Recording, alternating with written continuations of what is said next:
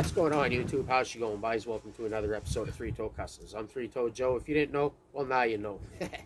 What do we got going on for you today? Well, today we got a real good one going on for you guys because we're going to be doing some real customization on our 2019 RZR 900S here. That's right. We're going to be taking the stock hood. We're going to be swapping this guy out for an aftermarket Turbo XP. That in turn we turned around and we hydro dipped. So how does that sound? So we're going to show you exactly how I hydro dip this and how I achieve these here results. And if that's something that interests you guys, then you might want to follow along. Oh, don't forget to smash those subscribe, notification, like buttons. Really goes a long way towards helping me build my channel, eh, guys?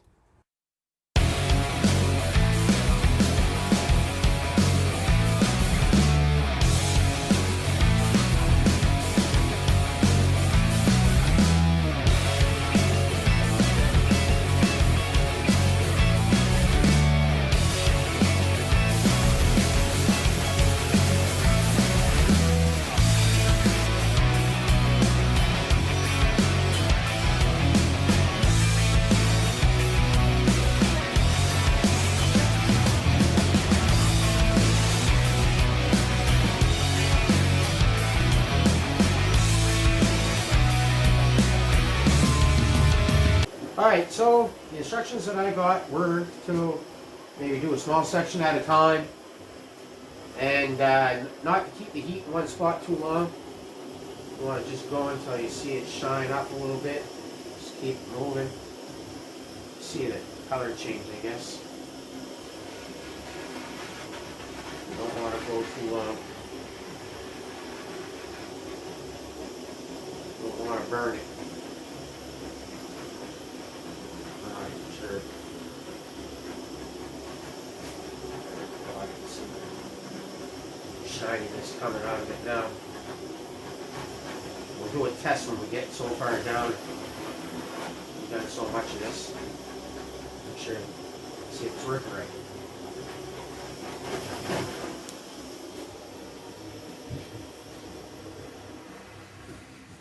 And then according to this, once you've done the heat on it, you got about 30 seconds to apply your alcohol. So you don't want to do too much at a time, I guess. Just get your alcohol applied on there. Just good old teepee. Ain't fancy around here. And get a little wipe down with that.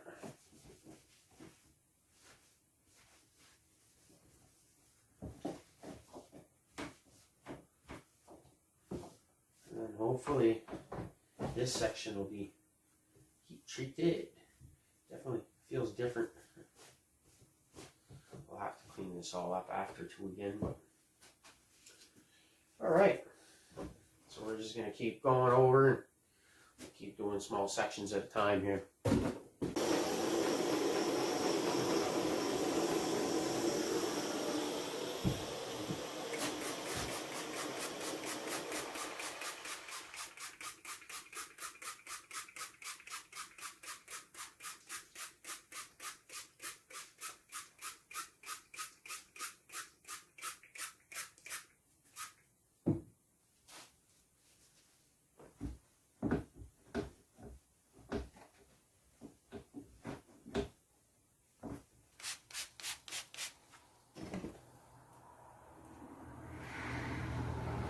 Some of it is beading. This section here is matting on, I would say. And we wouldn't get this guy enough. He's beading a lot more than these other smaller sections here. Yeah.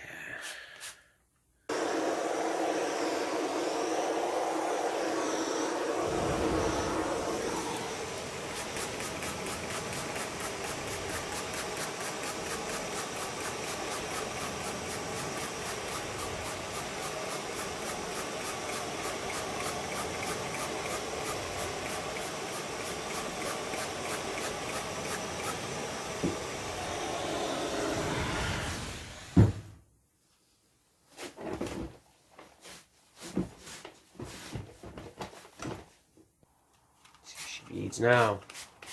She beads a lot better now. I think it was definitely worth doing the second coat. the second time, you can definitely see the difference. The water beating off of it compared to how it was sticking on it before.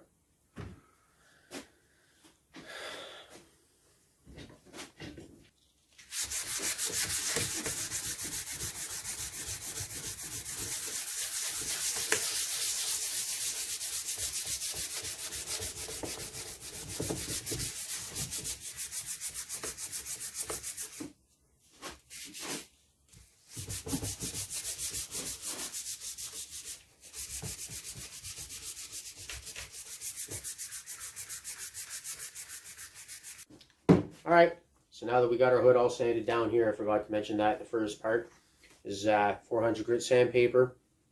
You get your whole hood sanded down after you get the heat treat done before you apply paint. So hopefully with all the sanding done that our paint really holds. So now we're going to go inside, we're going to give this a quick wash with dish soap to remove any grease contaminants. And then we'll come back and we'll lay our first coat of paint.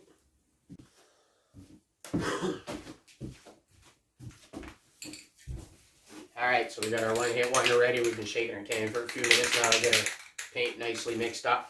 Very important. When I do paint and stuff like that, I don't like skipping on steps because you want as best to finish that you can get, even though this is a amateur hour. I mean, you still want to get a nice result to make people ask and wonder how you managed to achieve such a nice thing. So, you know, I find it's always important not to skip any steps. So anyways, something else is very important with using these products is get yourself a nice mask. Don't cheap out. You know, don't just go in a shirt, stuff like that. This ain't just regular spray bomb stuff. Definitely go out, get yourself the proper respiratory device. I mean, they're not that much more expensive. 30, 40 bucks will buy you a nice mask that you can reuse for years to come if you take care of them well. So, yeah, no, I mean, here we go. We're just going to take a nice hit from the bong, and then we'll go ahead and we'll spray bomb this along.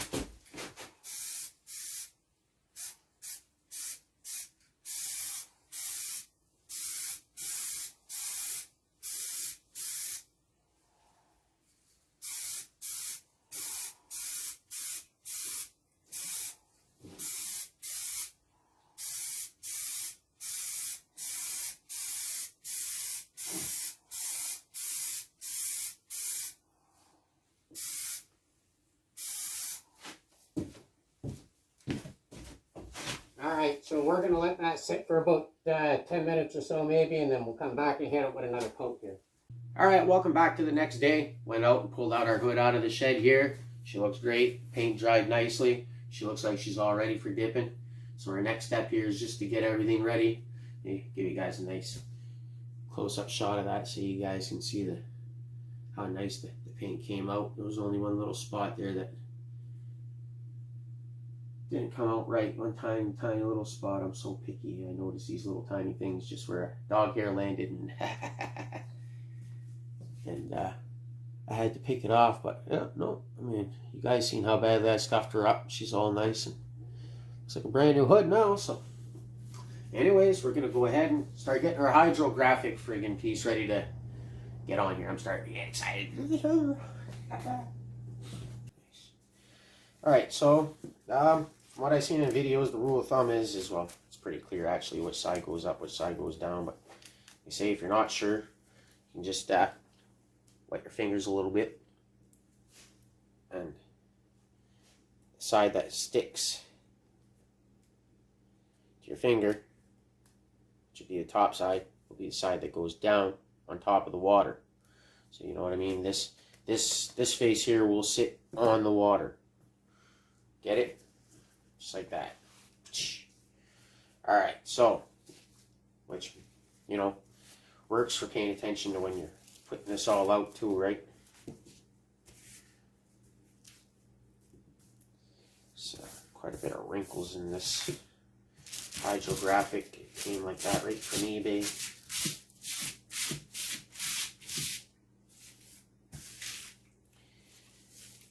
Now we're going to start masking off our edges here.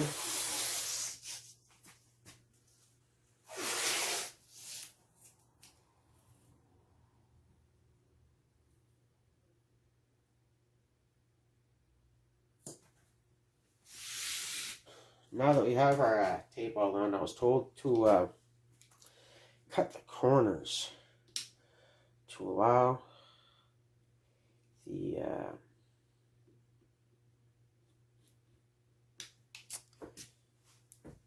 graphic to expand.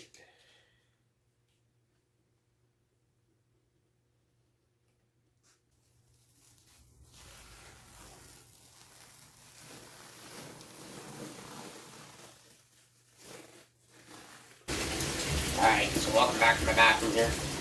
I got my case all wrapped up here, nice and half.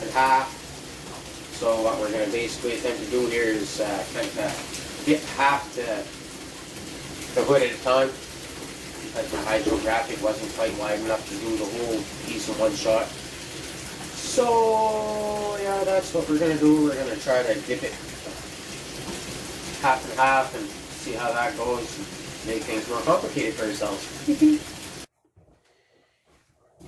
Alright, so I had to run over to me mother's and had to borrow her thermometer, a baby thermometer, because you want your water to be at about 90 degrees Fahrenheit, from what I believe is the research I've done, but you can do your own research on that. We're just going to check where the water's at right now. So that's not too bad. We're sitting at 92.1, so we're pretty close to the 90, so we'll just let her cool off here for a few minutes, and then we'll come back, and then we'll be ready to dip here. So maybe while we do that, we can coach the wife into how we're going to set this thing into the tub. Water, no hurry. Alright. Try to see where the water starts. Yeah, let's see what it sits on there.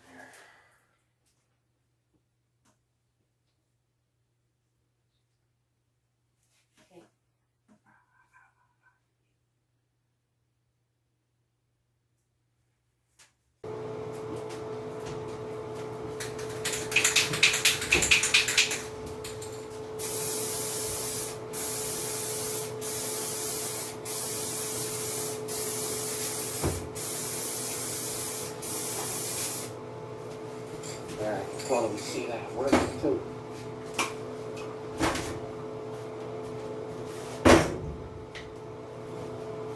Alright, wish me luck.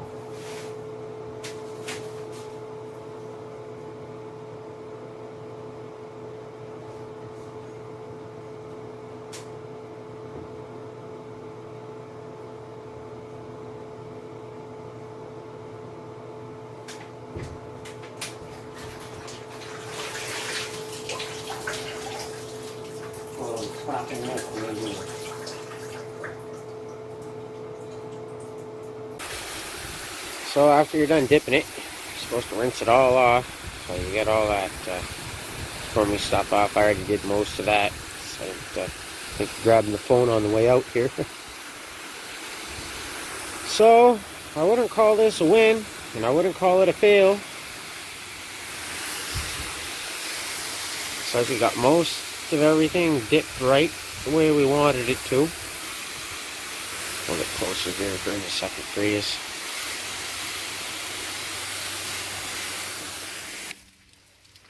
Looks like we got her pretty dang close. You guys can see the skull pattern coming through here. Now, in hindsight, what I'm wishing that I would have done is that I would have painted my hood white instead of black. So all these colors would have came through a lot nicer. like I say, it's not a complete win, but it's not a complete fail either. Now we're gonna let this dry off a bit, and then we'll clear up our edges here a little and get rid of any loose stuff on the edges, and then we'll probably just tape everything back off kind of as good as we can, and then we'll, for when we re-dip it, and hope that with the second dip makes everything not quite as noticeable. Fingers crossed.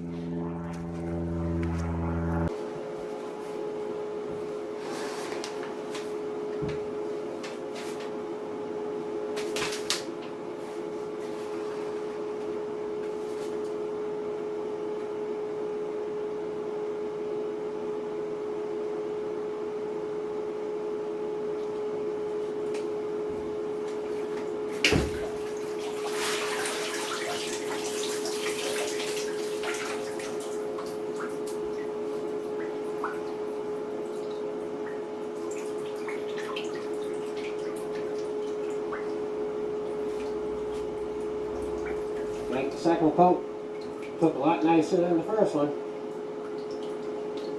Let's get outside and we'll get this guy rinsed. And make the glue easier to come off. You'll notice right away that the residue starts coming off. Eh? It's just like soap.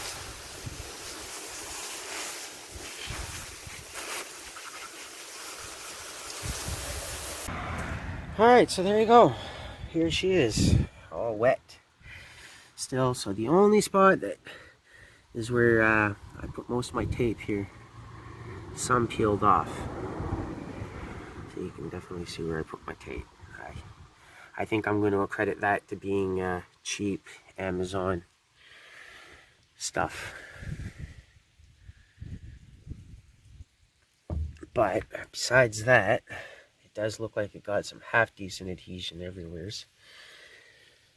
Besides that, those little spots, I mean, it did fix that big blotch that I was missing there, and also a big chunk there. So yeah, fuck.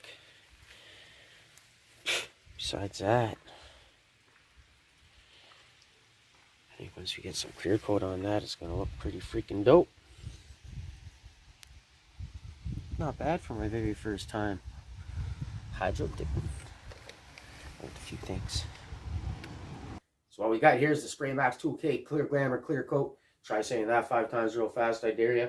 Anyways, this here, what it is a 2-part epoxy clear coat. So basically there's a little red tab here. You pop this off the top of the cap, pop that at the bottom, give her a pop, mix her again for another couple minutes. And this, you don't put this back on the shelf and reuse it on another project. So whatever you're gonna use, try to do it one time, one deal, get it done. And that's all you got with it. It's expensive stuff, not cheap, but supposed to be really strong and really durable. So let's go ahead and let's get this ready, and then we'll go ahead and we'll spray that down, see what we got. Final product.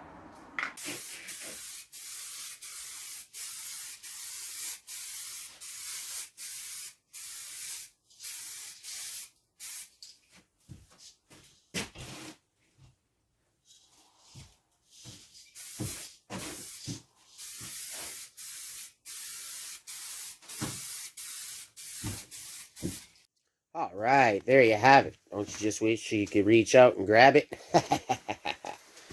So that's the final look here on our hydro dipping. As you can tell, we got the tape marks up the middle here.